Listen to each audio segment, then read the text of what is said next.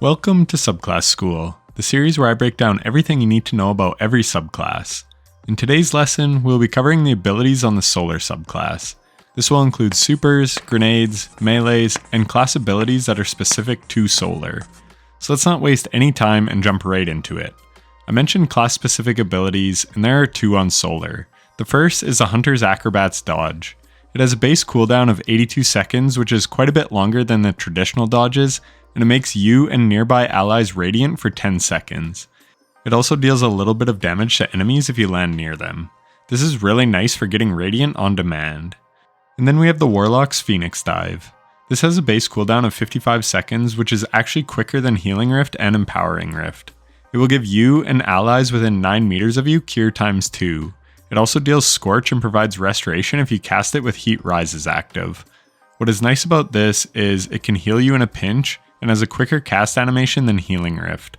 I found it super helpful in the contest mode for Crota's End. So next we will look at melee abilities. We will start with Hunter, who has the most with 4. The first is Knife Trick. These knives have the lowest base cooldown and apply 20 Scorch at base per knife and 30 with Ember of Torches, and it throws a fan of 3 blades, so you could apply as much as 90 Scorch with 1 melee. The Lightweight Knife will give you Radiant for 10 seconds if you land a precision hit. This and the Acrobat's Dodge can be made to last longer with Ember of Solace, but I cover how that works in the Fragments subclass school, so I won't be showing examples of these with and without Solace. This is more to show you what these abilities do at a base level. The Proximity Knife will stick to surfaces and either explode on impact or when enemies are in close proximity. You can also shoot it to explode it, and it will deal some self-damage. This can be really good in PvP as the knife sticks to surfaces for up to 14 seconds. And finally, we have the Weighted Throwing Knife. This deals extra precision damage and will recharge our class ability if we get a precision final blow with it. Additionally, it will cause scorched targets to ignite. So if you made an enemy scorched with something like Skyburner's Oath, which is really easy to do, then you can cause an ignition. And you don't even need to get a kill. You just have to land the knife on a scorched enemy. So next we have the Titan. Ember Strike is a shoulder charge that applies 40 Scorch at base and 60 with Ember of Ashes, and it ignites enemies on kill. And if you don't land your melee, it takes away 15% of your melee charge. This was implemented as a way of stopping PvP players from constantly spamming it as a movement tool. And then we have Throwing Hammer, aka the Bonk Hammer. If you throw your hammer, you have 10 seconds to pick it up, and upon picking it up, you have a 1.4 second cooldown, and then you can throw it again. This cooldown was added as a way to prevent hammer spamming on bosses with things like Synthecept's Titan. This was actually more effective than most heavy weapons in its day, and it didn't even use any ammo. It also grants cure times 1 when you pick it up after hitting an enemy with it, so it is good at helping to keep you alive. You can also throw your hammer at a teammate to give them their hammer charge back, which is a pretty cool interaction. And now we have the Warlock. Celestial Fire is a tracking melee that shoots 3 firebolts that inflict 10 Scorch per bolt at base and 15 with Ember of Ashes, so 30 to 45 Scorch total. And the Incinerator Snap is a melee that shoots 5 sparks that explode and inflict 20 Scorch per spark or 30 with Ember of Ashes, meaning it can apply 100 to 150 Scorch per melee. But the melee spreads out at a distance, so if you want to cause an ignition, you have to use it up close. So next, let's look at grenades, which are common to all the classes. Touch of Flame on Warlock can enhance some of these, but I covered that in the Aspect video, so let's just look at how they work at base. The Firebolt grenade has the lowest base cooldown.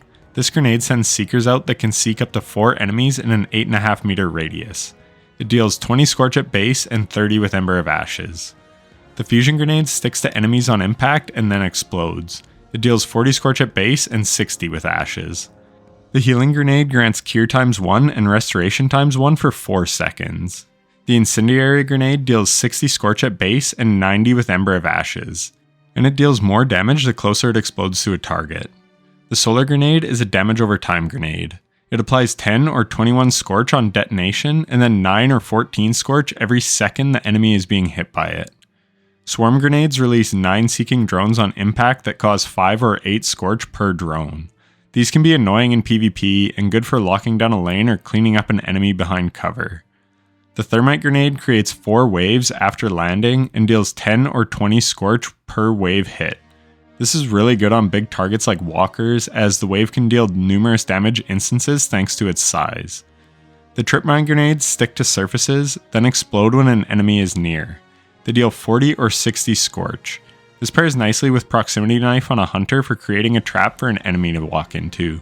The wombo combo of both explosives going off at once can kill a guardian in PvP. So now we have supers. First up is Blade Barrage. It releases 2 fans of blades with 7 homing knives each, for 14 total, and this can be 20 total knives if we use the knock 'em down aspect. This is a good ad clear one and done super, but it can also be really good for single target damage, especially with Star Eater scales. Deadshot is a multi-shot golden gun, which is good for ad clear and can return bullets to the magazine as you proc ignitions. It also can cause lots of ignitions if you're using Ember of Combustion. Unfortunately, it doesn't last very long at all, and like the Precision Golden Gun, its damage is affected by Radiant, so make sure you are Radiant when you pop it. Marksman Golden Gun is a Precision Goldie. It lasts longer when you have Knock 'em Down equipped. It has a 2x precision damage multiplier, and it will ramp up damage the more crits you land, and makes 2 orbs of power for every crit you hit. Celestial Nighthawk also turns this into a single, super high powered shot. Next we have the Titan Supers. These can be enhanced by Roaring Flames and Syntheseps, but we'll be looking at their base forms. First is Burning Maul. The base duration of this alone is 25 seconds, and it can last up to 42 seconds if you stand in a sunspot. However, you use energy when you attack. The light attack drains 4% of your super energy, and the more hits you land, you get granted bonus attack speed, and scoring 10 hits will spawn a Cyclone which deals damage. The heavy attack drains 8% super energy and also creates a Cyclone. The Cyclone applies 3 to 5 Scorch every 0.56 seconds. Next we have Throwing Hammers, and this one is kind of complex.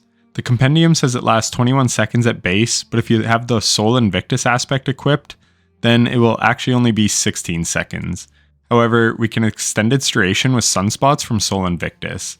The hammer throw drains 12% super energy for each throw, and there is a 1.5 second delay between throws, and the hammers release shrapnel which deal AoE damage.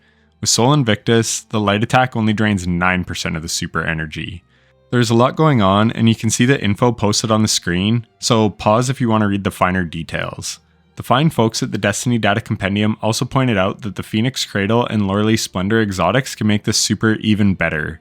Again, you can read all the nuances on screen now if you're interested in every little thing. Truth be told, it's pretty good stuff to know, and this video is more just to provide you with the information. The moral of the story though is this: if you have Soul Invictus, make sure you stand in sunspots to get the most out of your super. It will make a huge difference. You can cast it while on the ground to make an initial sunspot, and then as you kill enemies, they will make even more sunspots. So move to these and throw from these sunspots to extend your super to be as long as possible. And now we have the Warlock supers. First up is Daybreak. It lasts 24 seconds at base and uses 6.5% energy per swing and 4.2% for each Icarus Dash proc. And you can Icarus Dash super frequently in this super. Also, if you have Phoenix Dive, you can dive and burn enemies, and if you have Heat Rises active, you can scorch them for 60 to 90 scorch, depending on if you have Ember of Ashes on or not. In the past, on Bottom Tree Dawnblade, you could get super energy back for kills with your Daybreak projectiles. That would be nice to have back to make the super slightly more viable, but it is still a decent super, especially with Dawn Chorus. And that brings us to Well of Radiance. The reason it would be nice to give that buff to Dawnblade is because Well of Radiance has been such an OP super for so long. Casting the Sword of the Well applies 40 to 60 Scorch, and this is really good to know as it can actually proc Revitalizing Blast this season. The radius of protection for the well is 6.5 meters, and the well can be destroyed by enemies, and the damage they deal is on screen now. The long and short of it is your well strength is tied to your resilience stat.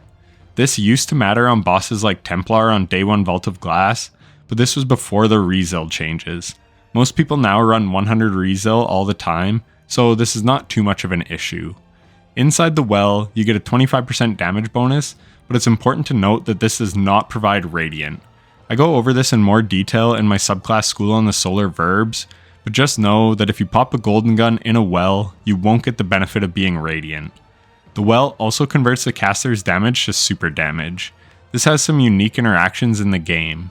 One of them being that solar weapons will work with Ember of Combustion in a well, so long as you're the one that casts the well. So it's important to know this information for certain scenarios. You also cannot be frozen when you're in a Well of Radiance, in PvE or PvP. On screen is all the detailed information of everything you need to know about Well of Radiance, and a link to the Destiny Data Compendium, as always, is in the description of this video.